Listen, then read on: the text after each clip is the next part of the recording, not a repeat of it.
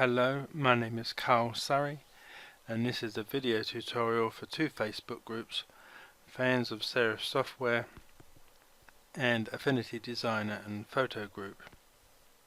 Now this tutorial is a beginner's guide look at using text tools part 2. And part 1 I basically had a quick look at making text with either the artistic text or the frame text tool, but I mainly concentrated on the artistic text tool. This time I want to look at a bit more going into the frame text tool and using the paragraph panel rather than the character panel, which I looked at in the first video. So like I said in the first video, if you use the frame text tool, the cursor will be a crosshairs with a T logo below it, and if you click and hold down the left mouse button and drag out a bounding box, it will then make that the size of where the text is going to fit. Now I'm currently doing this in Affinity Designer, and I will do most of this in this designer basically because Designer and Photo do this in the same way, so there's little point me jumping between both programs constantly just to show you that they work the same in both. So I will be doing most of this in Designer, but it will work the same in Photo. So let me just move this box a bit, put that there, come back to the text tool. Right, I'm just going to, and I've got to type out something here, I'm just going to fill this with filler text. So the program will just insert some text for me to work with. And you could alter the font and the size. Let me just highlight all this and just change the size to something that's hopefully a bit more readable. Let's go with 15 point. There we go. So this time I'm going to open the paragraph tab, and much like the character one in the first video, you have this floating box here that you can dock if you want to, but I'm going to keep it close to the document I'm working on. So a lot of these options are fairly similar to what you had in character. So the first one is on the top here is align left, which just means that the text will be sort of starting from the left here, and then you can align center or align to the right hand side. Now using align, the sort of text lines will all be different lengths depending on what is typed on them, if you see what I mean, because this has only got 2 words in it. It's shorter than this one over here, which has got a lot of words typed in it. If you come to these ones here, which is justify left, it will justify the lines using the whole width of the box, except for like the last line, which only has a couple of words but will start from the left, whereas justify to the right will just have that last line starting from the right hand side, and justify center will just put that last shorter line in the center of the paragraph. And this last option is justify all, and what it will do is, if it's like a single word, it will spread that single word letter by letter until it fits across the width of the box that you've made. Or if it's a couple of words, it'll separate them, like we have UT over here, and then we've got EGET in the middle and LEO full stop over here on the right. But I would say most of the time you'd be using align rather than justify. Now under here we have at the moment it says no style, and in this option you can change to a body style or a heading style or a headings to style, but I'm going to leave it on no style. I haven't yet found anyway the ability to make your own styles. I'm guessing it must be in there somewhere. I just haven't found it as yet, but it's pretty much easy to change the font and the size and what have you just by using the options either up here along the top or by opening the character panel and doing it that way. So paragraph leading. Now I'm going to go to the help file here. Paragraph leading, we've got controls the distance between text baselines, vertical gaps between lines within the paragraph.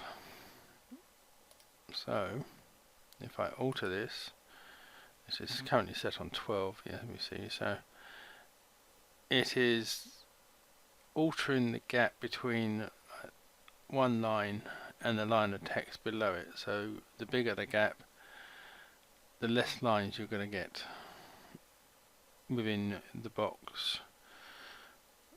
So I'll come back to 12 and you get more lines of text. Right. Space before a paragraph. Now this is when you've got this paragraph here and the paragraph below it. It is the gap between this new paragraph than the paragraph before it. So if I alter this, you can see that the gap between the paragraphs is becoming bigger,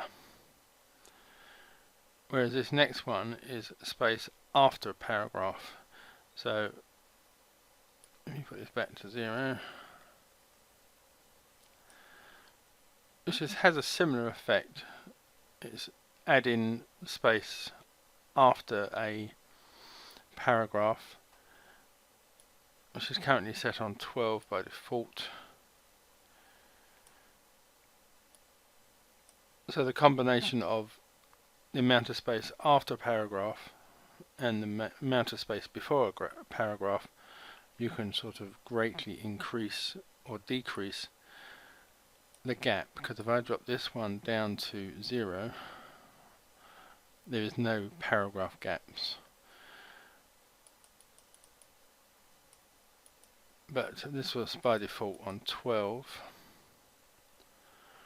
So if you had the 12 after a paragraph and added 12 before the paragraph,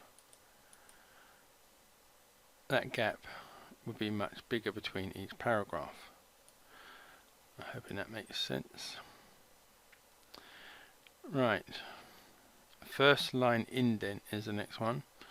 So in many sort of things where you see paragraphs, you can see the first line slightly indented and all the others will stay the same, and you can copy that by altering how far in that first line of each paragraph indents.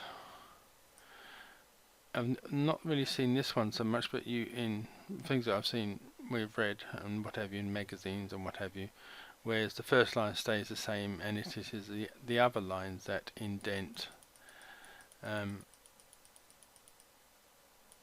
Sometimes get this in like we may want to put bullet points underneath certain subjects, but that is an option you have. And this last one is sort of the opposite of this one over here, which was the first line indent.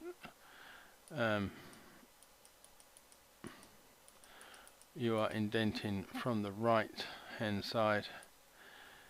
You're sort of reducing, although the bounding box is still this size here, the actual text isn't coming across right to the edge.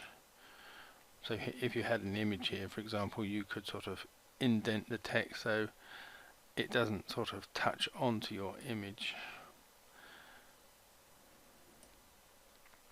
Right, the next panel here we have tab stops, which is currently by default set to 12 millimeters. Now a tab stop, I don't know if you can see this, but down here at the very bottom here I have the cursor flashing.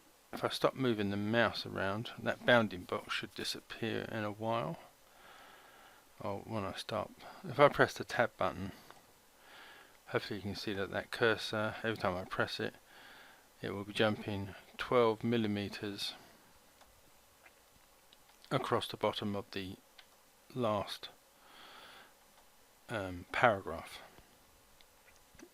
So as soon as I move the cursor, that bounding box will come back. But you can add new tab stops or you can delete new tab stops, and you have some options here for sort of justifying and things like that. I can't believe that you'd be using this too much, so I'm not really going to go into it, but if you want to know more about tabs, I would suggest you come to the help file, just look up paragraph, and then you've got the little bit here that tells you what the different tab stop options are. Right, and the last one we have is justification. Now the little tests that I've done with this, they don't all necessarily affect the text, and this in my particular example, it might depend on the font you're using or what you're trying to do. Let me highlight all this text again, but the first one here is the minimum word spacing, which is currently set to 75, but these you have a little slider. It's having no effect when I go above 75, and it's having no effect. Let me put this back to 75. Right, next word is desired word spacing. Again, you have a slider, but this one does have an effect. So you have like the desired amount of words.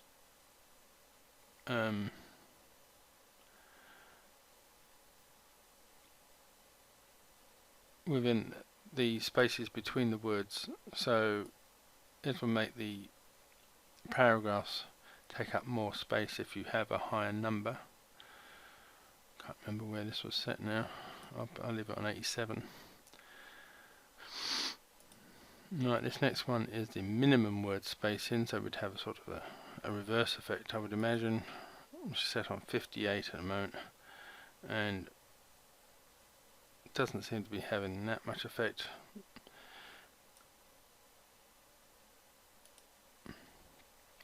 Last word is the bottom row. We have minimum letter spacing, desired letter spacing, and maximum letter spacing. So the first one is minus 28%, and again having very little effect on the text there.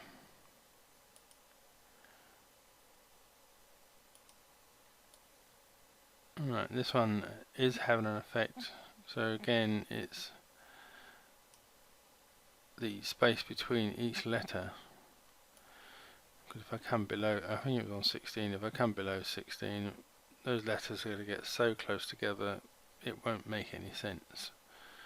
So let's put this back to roughly 16, there we go. And the last one is a maximum letter spacing, which is 45 at the moment, and again it seems to be having no major effect. So that is looking at those options within the paragraph panel. I'll just quickly jump to Affinity Photo, and I will draw a similar box there, and then come to the text, insert filler text and paragraph. So as you can see, they are all the same options. Now, just using the paragraph text panel, you don't have control on things like the font used and colors and what have you, which I know you can change from the options up there. But if you click on the character panel, it should jump into the same floating box, so you now have character and paragraph in the same box, so you can quickly jump between one and the other. So you could then alter the text colors